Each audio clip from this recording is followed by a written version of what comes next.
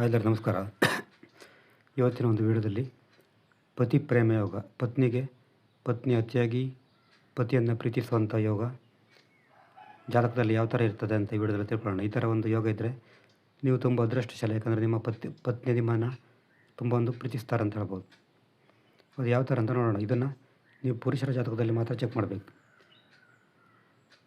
ನೀವು ಹುಡುಗರಾಗಿದ್ದರೆ ಮಾತ್ರ ಇದನ್ನು ಚೆಕ್ ಮಾಡಬೇಕು. ನಿಮ್ಮ ಹೆಂಡತಿ ಅತಿಯಾಗಿ ಪ್ರೀತಿಸುವಂಥ ಒಂದು ಯೋಗ ಯಾವ ಥರ ಇದೆ ಅಂತ ನೋಡೋಣ. ಇಲ್ಲಿ 7ನೇ ಮನೆ ಅಂತ ಹೇಳಿದ್ರೆ ನಿಮ್ಮ ಮದುವೆ ಸ್ಥಾನ. ಉದಾಹರಣೆಗೆ ಇದು ಲಗ್ನ ಅಂತ ತಿಳ್ಕೊಳ್ಳೋಣ. ಇದು ಲಗ್ನ ಆದಾಗ ಇದು 1ನೇ ಮನೆ, ಇದು 7ನೇ ಮನೆ ಆಗುತ್ತೆ. ಈ 7ನೇ ಮನೆ ಅನ್ನೋದು ಮದುವೆಯನ್ನು ಸೂಚಿಸುವಂಥ ಒಂದು ಗ್ರಹ. ಈ 7ನೇ ಮನೆ ಅಧಿಪತಿ ಏನಾದರೂ ಗುರು ಜೊತೆ ಇದ್ದರೆ, ಉದಾಹರಣೆಗೆ ಇಲ್ಲಿ 7ನೇ ಮನೆ ಅಧಿಪತಿ ಯಾರಾಗ್ತಾರೆ? ಮಂಗಳಾಗ್ತಾರೆ.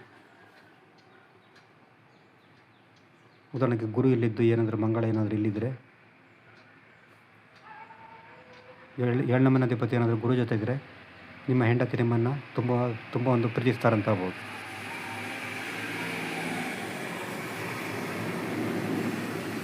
ಏಳನೇ ಮನೆ ಅಧಿಪತಿ ಏನಾದರೂ ಗುರು ಜೊತೆಗಿದ್ದರೆ ನಿಮ್ಮ ಹೆಂಡತಿ ನಿಮ್ಮನ್ನು ತುಂಬ ಪ್ರೀತಿಸ್ತಾರೆ. ನಂತರ ಬುಧ ಮತ್ತು ಶುಕ್ರನಿಗೆ ಗುರು ದೃಷ್ಟಿ ಇದ್ದರೆ, ಉದಾಹರಣೆಗೆ ಇಲ್ಲೇನಾದರೂ ಬುಧ ಇದ್ದರೆ ಮತ್ತು ಶುಕ್ರ ಇದ್ದರೆ, ಇಲ್ಲಿ ಏನಾದರೂ ಗುರು ಇದ್ದರೆ ಆವಾಗ ಗುರುವಿನ ದೃಷ್ಟಿ ಬುಧ ಮತ್ತು ಶುಕ್ರನಿಗೆ ಬೀಳ್ತದೆ. ಅಥವಾ ಸಪ್ರೇಟ್ ಬುಧ ಮತ್ತು ಶುಕ್ರನಿಗೆ ಸಪ್ರೇಟ್ ದೃಷ್ಟಿ ಕೂಡ ಇದ್ದರೂ ಕೂಡ ಓಕೆ. ಉದಾಹರಣೆಗೆ ಇಲ್ಲೇನಾದರೂ ಗುರು ಇದ್ದರೆ, ಇಲ್ಲೇನಾದರೂ ಶುಕ್ರ ಇದ್ದರೆ, ಇಲ್ಲೇನಾದರೂ ಬುಧ ಇದ್ದರೆ ಗುರುವಿನ ದೃಷ್ಟಿ ಬುಧನಿಗೆ ಬೀಳ್ತದೆ, ಶುಕ್ರನಿಗೆ ಬೀಳ್ತದೆ. ಈ ಥರ ಬುಧ ಮತ್ತು ಶುಕ್ರನಿಗೆ ಗುರುವಿನ ದೃಷ್ಟಿ ಇದ್ದರೂ ಕೂಡ ಗಂಡನನ್ನು ತುಂಬ ಒಂದು ಪ್ರೀತಿಸ್ತಾರೆ. ಅವರು ಹೆಂಡತಿ ಗಂಡನನ್ನು ಪ್ರೀತಿಸ್ತಾರೆ. ಮತ್ತು ಲಗ್ನಾಧಿಪತಿ ಮತ್ತು ಶುಕ್ರ ಒಟ್ಟಿಗೆ ಇದ್ದರೆ ಮತ್ತು ಗುರುವಿನ ದೃಷ್ಟಿ ಕೂಡ ಇದ್ದರೆ, ಲಗ್ನಾಧಿಪತಿ ಮತ್ತು ಶುಕ್ರ, ಉದಾಹರಣೆಗೆ ಇಲ್ಲಿ ಲಗ್ನಾಧಿಪತಿ ಇದು ಲಗ್ನ ಅಂತ ತಿಳ್ಕೊಳ್ಳೋಣ. ಇದು ಲಗ್ನಾಧಿಪತಿ ಯಾರಾಗ್ತಾರೆ? ಮಂಗಳಾಗ್ತಾರೆ. ಉದಾಹರಣೆಗೆ ಏನಾದರೂ ಮಂಗಳ ಇಲ್ಲಿದ್ದು ಇಲ್ಲೇನಾದರೂ ಶುಕ್ರ ಇದ್ದರೆ, ಲಗ್ನಾಧಿಪತಿ ಜೊತೆ ಏನಾದರೂ ಶುಕ್ರ ಗ್ರಹ ಇದ್ದರೆ ಅದು ಕೂಡ ಅವರು ಹೆಂಡತಿಯನ್ನು ತುಂಬ ಒಂದು ಚೆನ್ನಾಗಿ ಪ್ರೀತಿಸ್ತಾರೆ.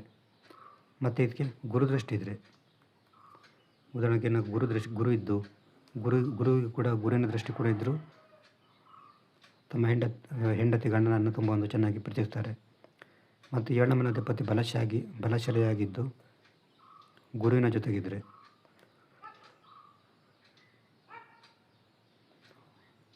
ಉದಾಹರಣೆಗೆ ಇಲ್ಲಿ 7ನೇ ಮನೆ ಅಧಿಪತಿ ಯಾರಾಗ್ತಾರೆ? ಇಲ್ಲಿ ಶುಕ್ರ ಆಗ್ತಾರೆ. ಶುಕ್ರ ಏನಾದರೂ ತುಂಬ ಸ್ಟ್ರಾಂಗ್ ಇದ್ದು, ಉದಾಹರಣೆಗೆ ಶುಕ್ರ ಹುಚ್ಚನಾಗಿದ್ದರೆ, 7ನೇ ಮನೆ ಅಧಿಪತಿ ಏನಾದರೂ ಸ್ಟ್ರಾಂಗ್ ಇದ್ದು ಅದರ ಜೊತೆ ಗುರು ಜೊತೆ ಇದ್ದರೆ ಇದು ಕೂಡ ಪತಿಯನ್ನು ಹೆಚ್ಚು ಪ್ರೀತಿಸುವಂಥ ಒಂದು ಕೆಪಾಸಿಟಿ ಬರ್ತದೆ.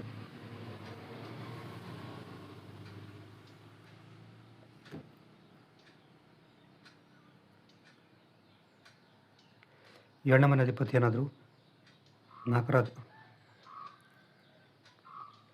ನೆಕ್ಸ್ಟ್ ಅಂತ ಹೇಳಿದ್ರೆ 4ನೇ ಮನೆ ಅಧಿಪತಿ 2 ಶುಭ ಗ್ರಹಗಳ ನಡುವೆ ಇದ್ದರೆ, ಉದಾಹರಣೆಗೆ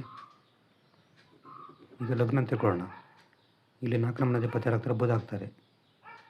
ಬುಧ ಇಲ್ಲಿದ್ದು ಇಲ್ಲಿ ಶುಕ್ರ, ಇಲ್ಲಿ ಗುರು ಇದ್ದರೆ, 4ನೇ ಮನೆ ಅಧಿಪತಿ ಆ ಕಡೆ ಈ ಕಡೆ ಶುಭ ಗ್ರಹಗಳಿದ್ದರೂ ಕೂಡ ಪತ್ನಿಯನ್ನು ತುಂಬ ಚೆನ್ನಾಗಿ ಪ್ರೀತಿಸ್ತಾರೆ.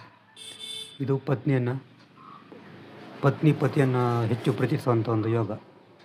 ಈ ಥರ ಯೋಗ ಇದ್ದರೆ ನಿಮ್ಮ ಹೆಂಡತಿ ನಿಮ್ಮನ್ನು ಖಂಡಿತವಾಗಿ ಹೆಚ್ಚು ಪ್ರೀತಿಸ್ತಾರೆ. ಇನ್ನೊಂದು ಸ್ವಲ್ಪ ಬ್ರೀಫಾಗಿ ಹೇಳ್ತೀನಿ ನೋಡಿ. 7ನೇ ಮನೆ ಅಧಿಪತಿ ಗುರು ಜೊತೆಗಿದ್ದರೆ ಅಥವಾ ಏಳನೇ ಮನೆಯಲ್ಲಿ 7ನೇ ಮನೆ ಅಧಿಪತಿ ಏನಾದರೂ ಗುರು ಜೊತೆಗಿದ್ದರೆ ತುಂಬ ಪ್ರೀತಿಸ್ತಾರೆ. ಬುಧ ಮತ್ತು ಶುಕ್ರನಿಗೆ ಗುರುವಿನ ದೃಷ್ಟಿ ಇದ್ದರೂ ಕೂಡ ಪ್ರೀತಿಸ್ತಾರೆ. ಲಗ್ನಾಧಿಪತಿ ಮತ್ತು ಶುಕ್ರ ಒಟ್ಟಿಗೆ ಇದ್ದರೂ ಕೂಡ ಪತಿಯನ್ನು ಹೆಚ್ಚು ಪ್ರೀತಿಸ್ತಾರೆ.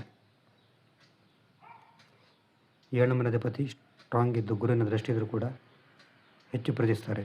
4ನೇ ಮನೆ ಅಧಿಪತಿಗೆ 2 ಶುಭಗಳ ನಡುವೆ ಇದ್ದರೂ ಕೂಡ ಪ್ರೀತಿಸ್ತಾರೆ. ಇದು ಪತಿಯನ್ನು ಹೆಚ್ಚು ಪ್ರೀತಿಸುವಂಥ ಒಂದು ಯೋಗ.